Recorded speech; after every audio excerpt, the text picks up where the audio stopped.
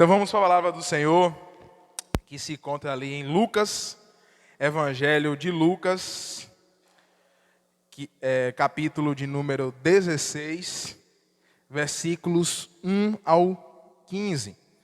Nós iremos refletir e meditar na parábola do administrador infiel. É uma parábola incomum de ser pregada, né? É tida muitas vezes como complexa, tida como difícil, um dos ditos difíceis de Jesus. E eu venho meditando nessa parábola há um certo tempo. Já tive a oportunidade de ministrar a palavra nessa passagem. Foi no culto de jovens aqui há uns 3 a 4 anos atrás. E eu gostaria de compartilhar essa parábola que Jesus conta, né, ali no capítulo 16, e que, apesar de realmente ser uma parábola de difícil interpretação, mas que traz verdades profundas para as nossas vidas.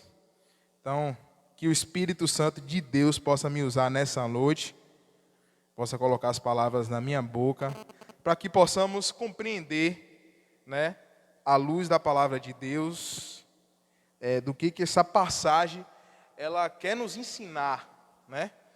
O que essa passagem ela quer fazer com que a gente reflita, né? Fazer com que a gente compreenda, porque era essa a função que Jesus tinha com as parábolas, tentar esclarecer, tentar ilustrar algum ponto, né? Alguma situação, alguma característica, enfim, do reino dos céus. Amém? Vamos ler a parábola. Eu estou lendo na NVI. Rafa, como é eficiente, já colocou aí.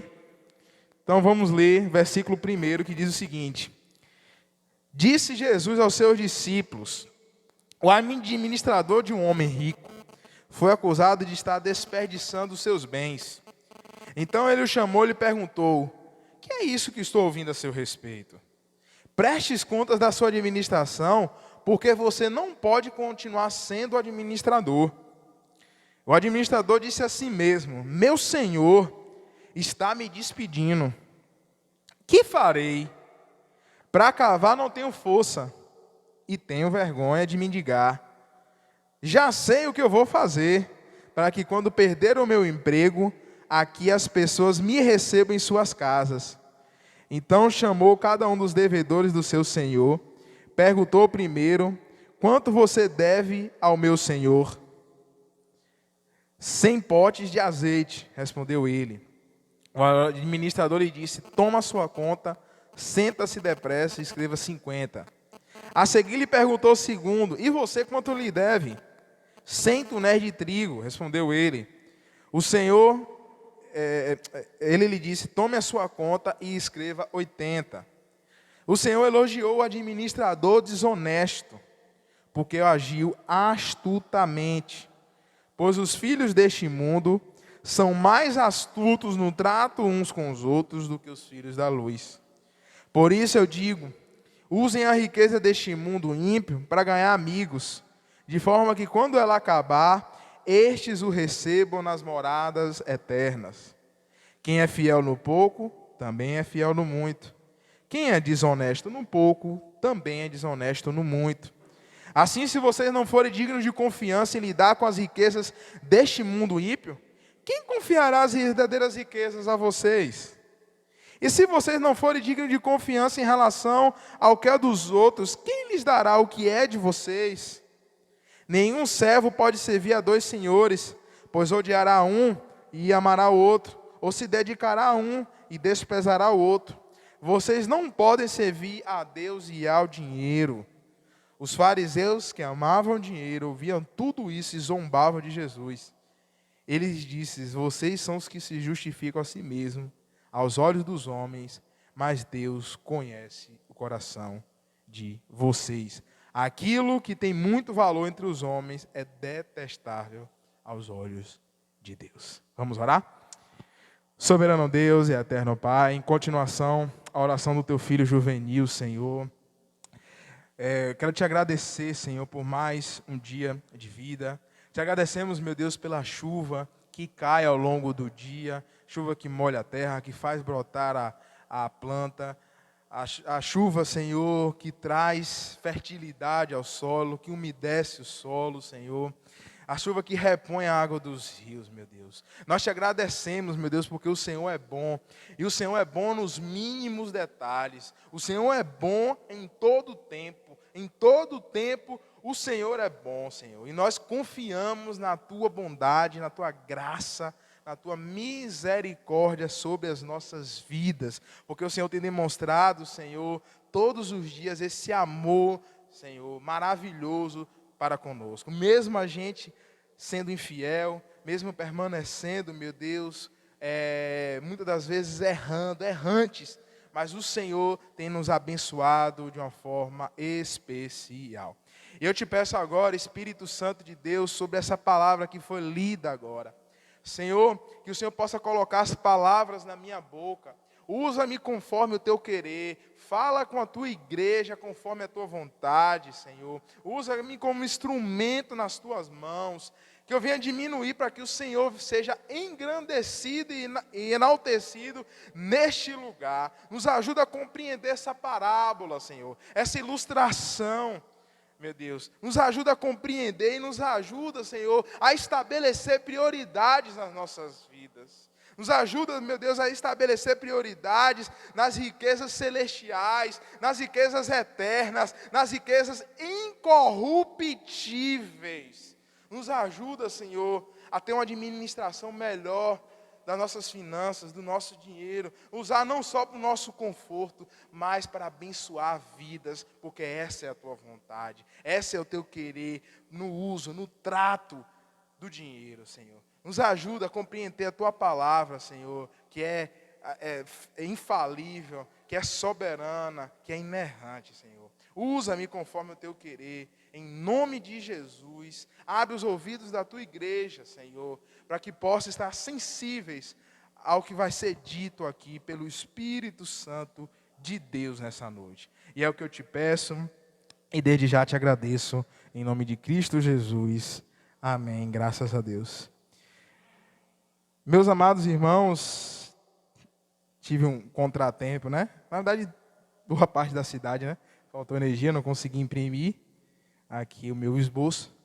Mas viva a tecnologia que nós temos, né, os smartphones. E eu posso colocar aqui. Bom, meus amados irmãos, essa parábola que nós lemos, né? Como eu tinha dito, a parábola, ela era uma pequena ilustração, uma pequena história, né? Fictícia, né? Ou seja, não é algo que propriamente tenha acontecido, mas Jesus usava muito desse artifício, desse recurso, para falar com as pessoas, né? Jesus ilustrava situações do reino do céu, ou do cotidiano, né? Principalmente do reino dos céus, para tentar esclarecer melhor para as pessoas, né? Facilitar o entendimento das pessoas através das parábolas, pequenas ilustrações. E se formos olhar no capítulo 15 para entendermos o contexto dessa parábola aqui, do administrador infiel, ou em outras traduções como o mordomo infiel, ou o mordomo astuto, né? Nós vamos ver que no início do capítulo 15, Lucas relata que Jesus estava falando para um público diverso, né? Pessoas que estavam se reunindo ali para ouvir Jesus falar os seus ensinamentos, os seus conselhos, as suas recomendações. E aí diz que no capítulo 15 que todos os publicanos e pecadores, né, e também os discípulos, mestres da lei, fariseus, escribas, se reuniam para ouvir Jesus falar. E aí os fariseus estavam criticando Jesus.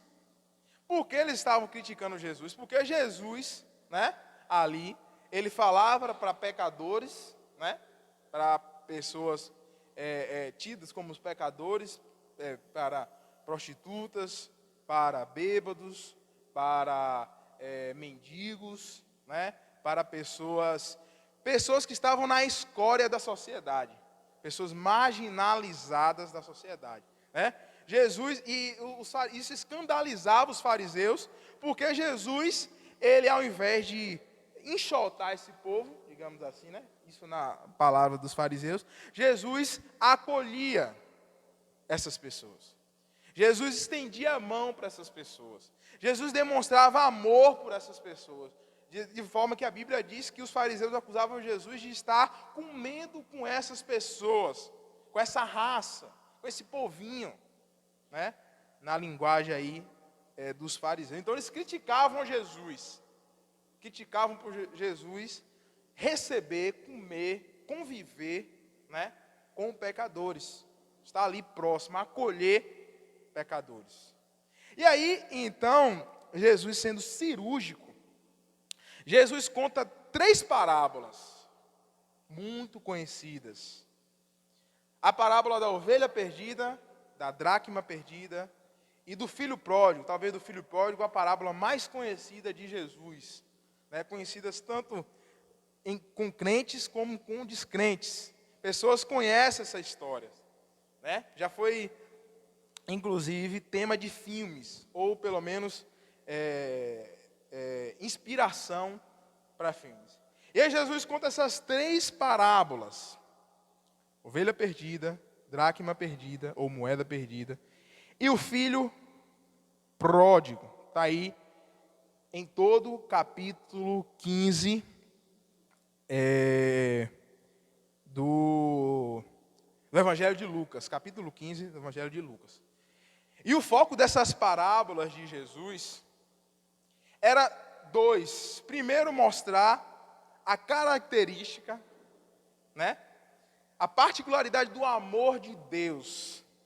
E o segundo para mostrar, né, para os fariseus que Deus sim amava pecadores, que Deus se importava com pecadores. Primeiro, Jesus vai contar a parábola da ovelha perdida, que se existia um certo pastor, um certo proprietário, um certo pecuarista, né? Um certo homem do campo, que tinha 100 ovelhas.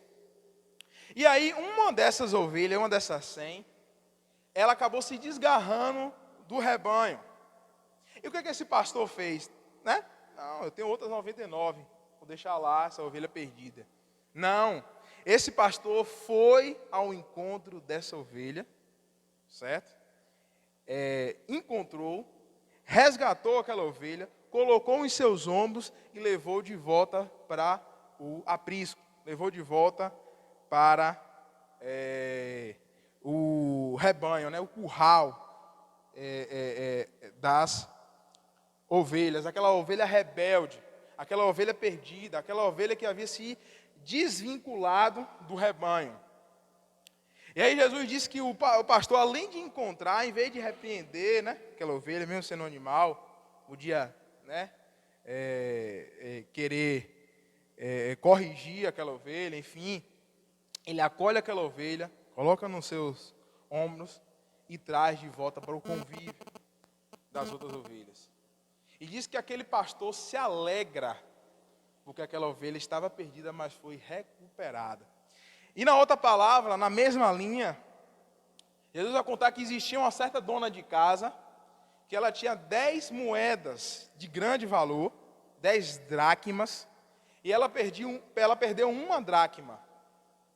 E de igual forma daquele pastor, aquela mulher vasculhou a casa com diligência, em todos os cantos, tirou o sofá, arrastou a mesa da cozinha, né? Abriu o armário, né?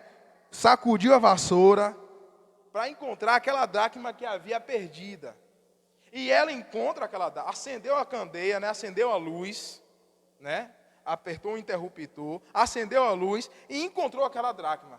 E ela chama as suas amigas e se alegra por ter recuperado a dracma que havia se perdido. Isso mostra para os fariseus o agir de Deus na vida dos pecadores. Isso mostra para os fariseus, isso é quase um tapa na cara dos fariseus para mostrar o seguinte: Deus é aquele que vai sim em busca dos perdidos. Deus é aquele que ama sim os perdidos. E o seu amor é incondicional. O seu amor é resgatador. Deus se importa com as pessoas perdidas. Deus se importa com aqueles que se desviaram. Deus valoriza e vai ao encontro, vai ao encalço dessas pessoas. E Ele não quer ir ao encontro para acusar, é para trazer de volta. Os fariseus não estavam compreendendo isso. Eles eram amargurados, estavam cheios de ódios no seu coração. Eles eram religiosos, eles eram legalistas. Mas Jesus vai dizer que não. Deus ama esse tipo de pessoa. Deus quer trazer de volta. Deus quer trazer sentido à vida. Deus quer recuperar. Deus quer mudar a história daquelas pessoas. Então, essas duas parábolas, o foco maior é isso. Mostrar que Deus é misericordioso. Mostrar que Deus ama incondicionalmente. E que Ele está em busca de resgatar pecadores, perdidos, rebeldes. E aí ele vai contar outra parábola, a parábola do filho pródigo, que é a parábola mais conhecida ainda, que é um pouco diferente dessa parábola da ovelha perdida da dracma, que um certo filho, na verdade um certo homem, ele possuía 2 filhos, e um dos filhos mais novo, ele pede a sua parte na herança, pede a sua herança antecipada, e diz a palavra do Senhor que aquele homem faz isso, entrega aquela parte da herança para aquele homem, para aquele filho, e ele vai viver em uma terra longínqua, distante. E diz a Bíblia que ele vai viver de forma irresponsável, de forma que ele gasta tudo o que tem, certo? E quando ele gasta tudo que tem com mulheres, com farra, com amigos, com bebedeiras, enfim, com tudo que se pode gastar. E aí diz que houve uma grande fome na terra e aquele homem de príncipe, digamos assim, de filho de um senhor rico, passa a viver agora como um miserável, alguém que iria alimentar porcos, que era uma das profissões mais desvalorizadas, mais vergonhantes e mais vexatórias. Saiu da casa do seu pai e foi para alimentar porcos. Extremos. E aí diz que aquele homem, ele entende a sua consciência de que ele estava, que ele agiu errado, que ele errou com o seu pai, e ele decide voltar de volta. Ele decide regressar para a casa do seu pai. E mais uma vez, o pai, representando Deus, não rejeita aquele homem. Eu não rejeito aquele filho. Aceita aquele filho de volta. Na verdade, ele já estava esperando aquele filho de volta. E aí, ao invés de tratar ele como um servo, ele restitui a posição de filho. E aí, Jesus, contando essa parábola do filho pródigo, Jesus estava mostrando para os fariseus, porque o foco era confrontar fariseus, era mostrar que o amor de Deus é um amor acolhedor. É um amor que acolhe pecadores. É um amor perdoador. É um amor que nos traz de volta. Um amor que nos restitui. Esse era o foco dessa parábola do filho pródigo. E então, seguindo então, aí em Lucas, com essas 3 palavras que Jesus conta para representar as faces do amor de Deus, esse amor incondicional, esse amor perdoador, esse amor acolhedor de Deus. Agora Jesus conta a história, a parábola do administrador infiel, que foi a parábola que nós lemos agora há pouco. E diz a parábola aí, a partir do versículo 1, que existia um certo homem, que ele era um homem, possuidor de bens, um homem provavelmente, certamente rico, e esse homem trabalhava com empréstimos de dinheiro, conhecido aí na praça como agiota, ou seja, a pessoa que empresta dinheiro para outro, e, obviamente, né, vai receber esse dinheiro com um certo juro, com um certo valor aplicado em cima. E aí, esse homem, ele tinha um administrador, era muito comum naquela época,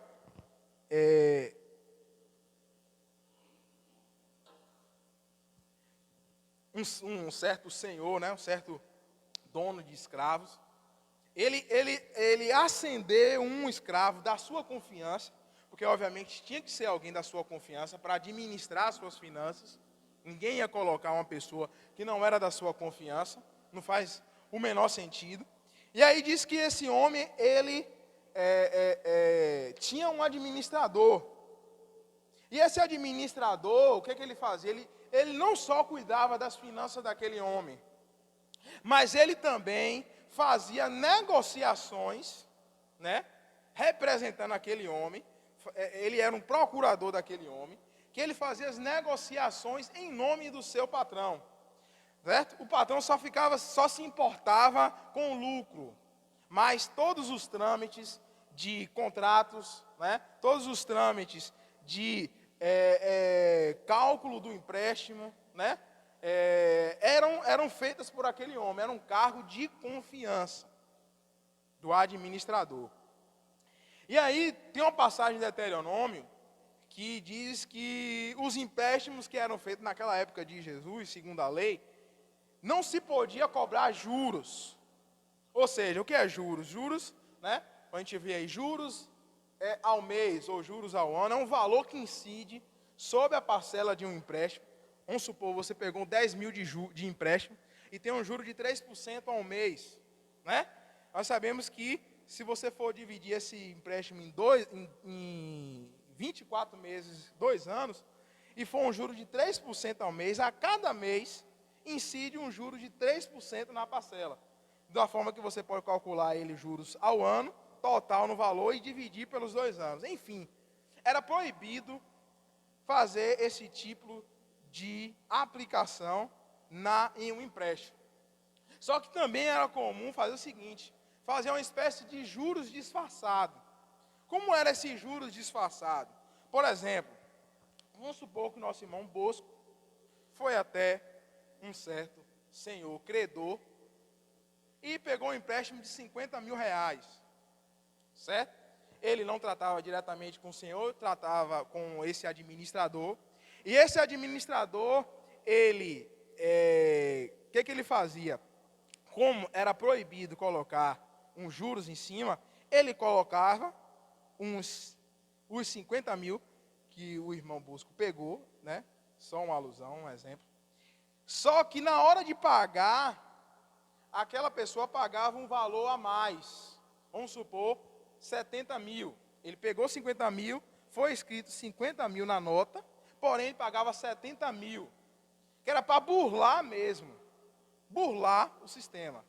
Então, aquele administrador, ele já sabia que isso teria que acontecer. Só que esses 70 mil, ele tinha que repassar para o seu dono. Ele não podia reter nada. Nem 2 mil, nem 1 mil, nem 3 mil, nada. Ele tinha que repassar aquele valor todo para o seu senhor, porque ele era só um funcionário. Ele era um mordomo, ele cuidava, mas ele não retia nada. Ele não retia nada. Certo? Então aquele homem era responsável por fazer isso. Fazia meio que um juros disfarçado, certo? Porque era proibido pela lei, está lá em Deuteronômio. Eu anotei o versículo, mas não está aqui nessa versão que eu coloquei, então me perdoe por não trazer a referência desse versículo, que era proibido segundo a lei de Moisés. Mas esse administrador fazia isso. Então, ele colocava um juros disfarçado e repassava para o seu senhor todo o valor. Certo, meus irmãos? E aí,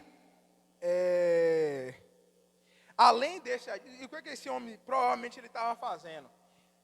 Para não causar desconfiança no seu senhor, né? Na questão de ele pegar 50 mil e colocar 80, o que ele fazia? Ele colocava uma parte desses juros disfarçados para o seu senhor e uma parte ele retia. Vamos usar o mesmo exemplo, 50 mil que Bosco pegou, ele ia pagar 80, Mas o administrador dizia para o seu senhor que cobrou 70. Ficava com 10 e passava os 70 para aquele homem. Só que isso é de fora. Oi, Rafa. Ah, tá. Aí, ó. Rafa achou. Não cobrem juros de um israelita por dinheiro, alimento ou qualquer outra coisa que possa render juros. Aí, ó. Rafa achou a referência. Então era proibido se cobrar juros, mas aquele administrador agia, o modus operandi dele era dessa forma. Ele aplicava um valor que o seu senhor sabia que ele ia aplicar e ele tinha um por fora. Era o famoso caixa 2. Era o famoso caixa 2. Então era dessa forma que aquele homem estava defraudando aquele senhor, estava roubando aquele senhor, estava desviando dinheiro, né? Um caixa 2, né? Semelhante a que uns certos deputados, senadores, né? Fazem hoje com propinas, corrupção, aí que a gente sabe que está presente no Brasil. E aí então, aquele homem, né? Foi pego agora na Lava Jato. A Lava Jato pegou aquele homem, ele foi denunciado. Ele foi denunciado de estar roubando aquele senhor. E aí o Senhor chama aquele homem, né? Está aí no versículo 2, 1 e 2. E fala para ele prestar contas da administração. Porque ele foi denunciado que estava roubando. E provavelmente ele seria pego. Não teria mais como, ele não teria tempo mais dele contornar aquela situação. Era uma situação que agora fugiu totalmente do controle dele. Ele seria descoberto, certo? Ele seria, obviamente, demitido. Ele seria posto para fora da casa daquele homem, que ele morava com aquele homem, que ele era administrador. E agora, ele, sabendo que ele seria descoberto, diz a palavra que, na segunda parábola de Jesus, que aquele homem fala o seguinte: olha, o que eu vou fazer agora? O que eu vou fazer? Eu tenho vergonha de mendigar. Eu não tenho mais força. Provavelmente ele já era mais velho, né?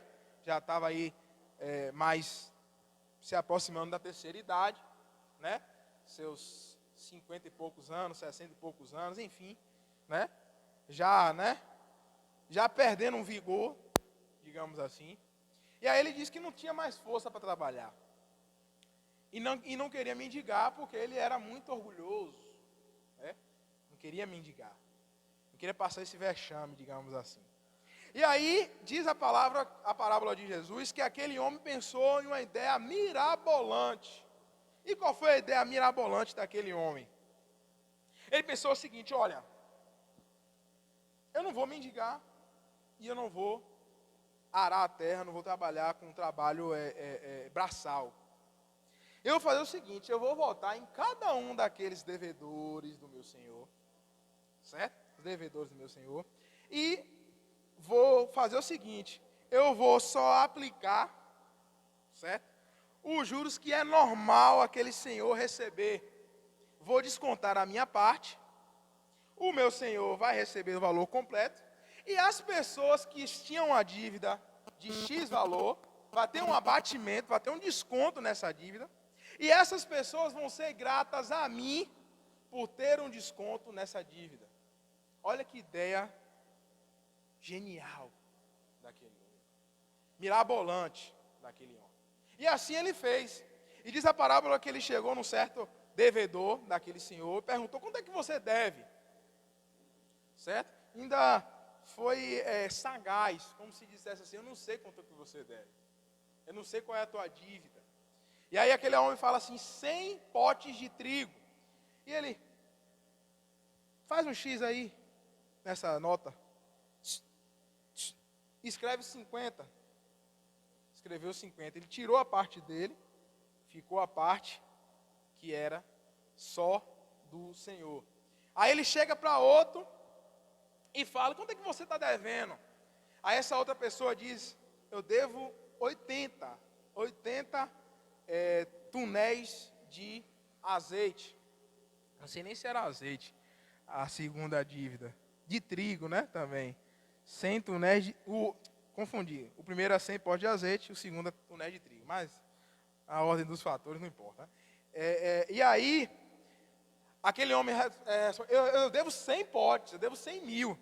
Pronto, ó, faz um X e escreva 80 potes. Daquela forma, as pessoas começaram a ficar o quê? Gratas àquele homem. Eu estava devendo 100 mil, agora passei a dever 50. Eu estava devendo 100 mil, agora passo a dever 80. Eu estava devendo 100 mil, agora passo a dever 60, 70 e outros tantos e tantos e tantos. E aquele homem foi criando uma rede de pessoas gratas a ele. Criando uma rede de pessoas que poderiam acolher quando ele fosse demitido. A ideia daquele homem não foi se arrepender de ter pegado um por fora, um caixa a dois. Não, ele não se arrependeu de pegar o caixa 2. Ele queria era prover o seu futuro. Ele queria era garantir que ele seria acolhido pelas pessoas.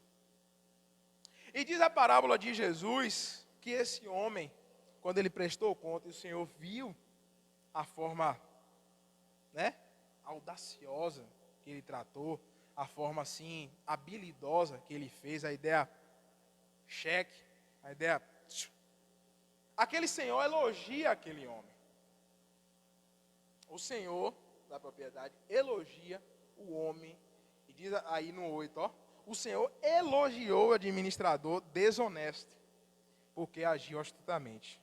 Pois os filhos deste mundo são mais astutos nos tratos uns com os outros do que os filhos da luz. Amém, meus queridos? Para a gente adiantar, que já o horário avançou. E aí, assim, interpretando, né, essa parábola, a gente tentando esclarecer uma parábola um pouco complexa. Primeiro, eu gostaria de meditar com os irmãos aquilo que Jesus não disse. Porque entender o que Jesus não disse, eu creio que é tão importante quanto entender o que Jesus disse.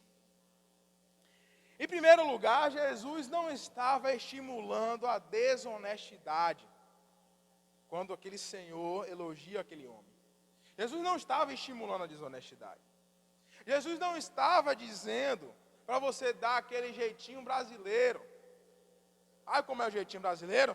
É aquela capacidade que o brasileiro tem em, contornar a situação, certo? E manipular a situação de forma que lhe favoreça. Não era isso que Jesus estava dizendo.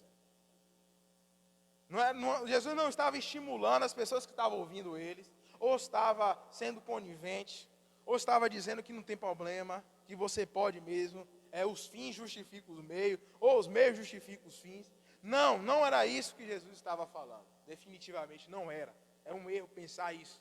Jesus não estava elogiando a desonestidade daquele homem. Jesus não estava fazendo apologia ao engano. Ao engano daquele homem. Não era isso que Jesus estava falando. Né? E nem estimulando a dar o famoso jeitinho brasileiro, que o brasileiro é tão conhecido, né? Aqui no Brasil e fora, o chamado jeitinho brasileiro. E também Jesus não estava, né? Quando ele vai dizer aí, das riquezas de origem iníqua fazer amigos. Jesus também não estava, né, nos encorajando, nos estimulando a fazermos amizades por interesse. Não era isso que Jesus estava falando com aquela palavra.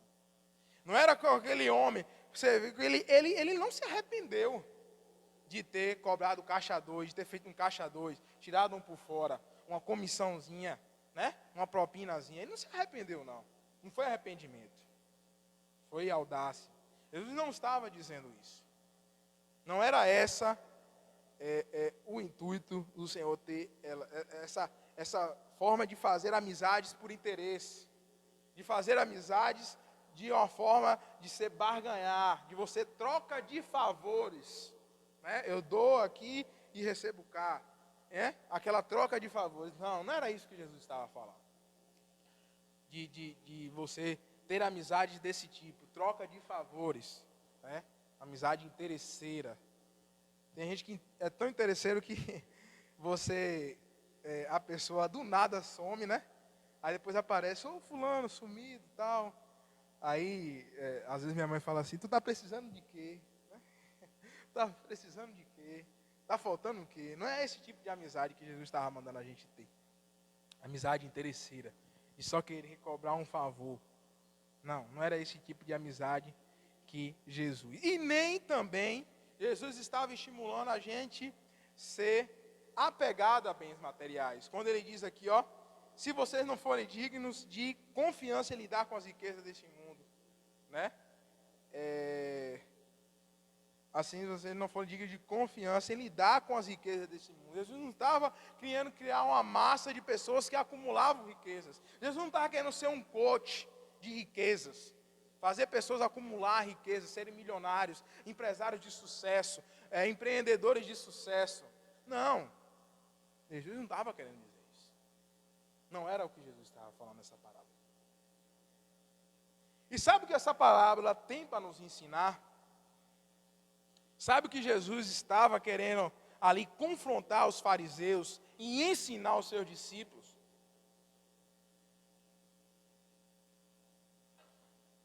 É que Deus nos estimula o seguinte. Deus nos estimula a sermos, irmãos, habilidosos não somente para tratar das riquezas deste mundo, das coisas terrenas deste mundo, das coisas passageiras desse mundo. Não apenas cuidar das coisas, certo? Incorruptíveis desse mundo. Jesus estava falando para aqueles ouvintes que estavam ali, o seguinte. Jesus estava falando para aquelas pessoas dessa forma, olha. Você tem habilidade, ok, para agir com as riquezas? Tem ainda mais com as riquezas celestiais. Tem ainda mais com as riquezas eternas. Se você tem valor ao dinheiro, dê mais ainda para as riquezas eternas, as riquezas que não são passageiras. As riquezas celestiais que nem a traça não se destrói. As riquezas que são incorruptíveis, as riquezas que são os verdadeiros valores. Quais são essas riquezas? Quais são essas riquezas que Jesus estava falando? Riquezas celestiais. Quais são essas riquezas? Jesus estava falando, ó, adoração a Deus. Jesus estava falando da sua família. Jesus estava falando, certo? Da sua intimidade com Ele. É isso que Jesus estava falando com aqueles discípulos. Cuide das coisas que realmente têm o maior valor. Tenham cuidado com as coisas que realmente são eternas. E tem um pensador que diz que tudo que não é eterno é eternamente inútil. É muito profundo essa passagem. É isso que talvez Jesus estava querendo falar ali. Vocês têm cuidado com coisas terrenas, tenham muito mais com as coisas do céu. Acumule tesouros no céu. Vivam para a glória de Deus que está no céu. Era isso que Jesus estava falando através daquela passagem, dessa parábola aqui. Olha a habilidade, olha esse paradoxo que Jesus fala. Olha a habilidade que os ímpios têm em tratar de riquezas injustas, e de riquezas passageiras, e de riquezas corruptíveis. Quanto mais vocês que foram justificados e tratam com riquezas celestiais. Aí que vocês têm que tratar com mais diligência ainda. Era isso que Jesus estava, eu creio que Jesus queria falar para as pessoas ali. Se as pessoas ímpias cuidam tão bem, têm habilidade como aquele homem teve, que habilidade aquele homem teve de chegar e falar assim, não, ó, escreve aqui. Ele agradou tantas pessoas que estavam ali, como também, até mesmo pode ter se passado para o seu Senhor, que ele não estava devendo nada. Porque se ele recebeu o valor que ele deveria receber. O Senhor sabia que ele fez por fora, mas ao mesmo tempo o Senhor recebeu o valor que ele costumava negociar. Ele só fez tirar um por fora. Então o elogio aqui não está na desonestidade. O elogio está no trato habilidoso, cuidadoso daquele homem. O cuidadoso, o trato Perdão, irmãos. O trato prudente daquele homem com as riquezas. E nós devemos ser assim com as riquezas celestiais. Com as riquezas, principalmente, no que diz respeito à obra de Deus. No que diz respeito à casa de Deus. No que diz respeito à minha intimidade com Deus. No que diz respeito à minha dependência com Ele. No que diz respeito ao meu relacionamento com Ele. É essa riqueza que Jesus estava falando. Não era proibido. Jesus não estava dizendo que era proibido você tratar. Não, é tanto que ele vai falar, seja fiel no pouco. Quem é fiel no pouco é fiel no muito.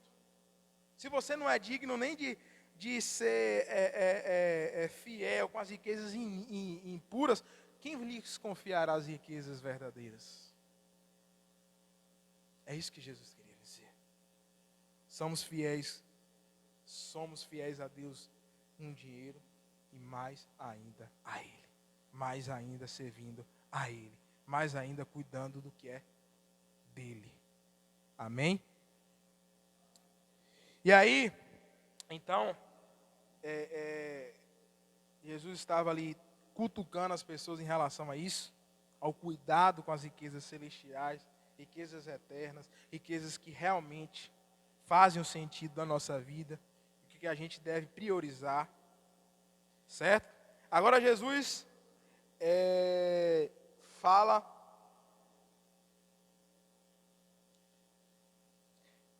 a forma como lidar com o dinheiro. É tanto que Jesus fala o seguinte, no 9. Por isso eu digo a vocês, usem a riqueza deste mundo ímpio para ganhar amigos, de forma que quando ela acabar, estes os recebam as namoradas eternas. Jesus, quando fala isso para os fariseus, publicanos, para os pecadores, para os discípulos, Jesus estava dizendo assim, não pense em ter dinheiro só para beneficiar você. Não pense em dinheiro só para abastecer o teu conforto. Não pense em ter dinheiro só para você exibir. Mas use o dinheiro, use o seu dinheiro, use as suas finanças, use aquilo que você tem, não é só para você, não seja individualista, abençoe outras pessoas. Abençoe a vida de outras pessoas. Use o dinheiro seja o seu servo e não seja senhor dele. Use ele como seu servo. Use ele para abençoar pessoas, abençoar a obra de Deus, abençoar a vida de pessoas. Não é para você só, não é só para individual. Por isso que diz no final da palavra que os fariseus eram avarentos. Por isso que eles sentiram que era para eles. Eles tinham um apego ao dinheiro, eles tinham um apego aos bens materiais, eles tinham um apego a isso. Mas Jesus não vai falar isso. Não use somente dinheiro para seu conforto. Jesus não estava dizendo que era proibido. Não.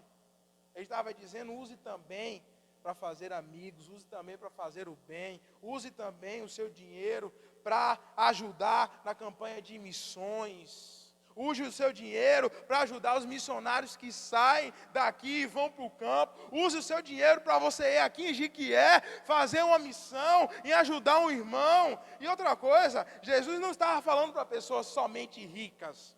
Talvez a gente pense, mas Jesus estava falando para as pessoas abastadas, ricas, pessoas que têm muito dinheiro. Não, Jesus estava falando para todos aqueles que administram dinheiro. Todos aqueles que administram finanças. Use o dinheiro para abençoar, não só para você. Use o dinheiro para ser uma bênção na vida das pessoas. Então Jesus estava querendo mostrar isso na parábola, porque aquele homem, mesmo sendo desonesto, ele abençoou a vida de uma outra pessoa. Como? Porque alguém que tinha uma dívida de 100 mil reais, passou a ter uma dívida de 50. Mesmo sendo desonesto, mesmo sendo enganador, mesmo sendo, aquele jeitinho brasileiro, mas aquele homem abençoou a vida de uma pessoa.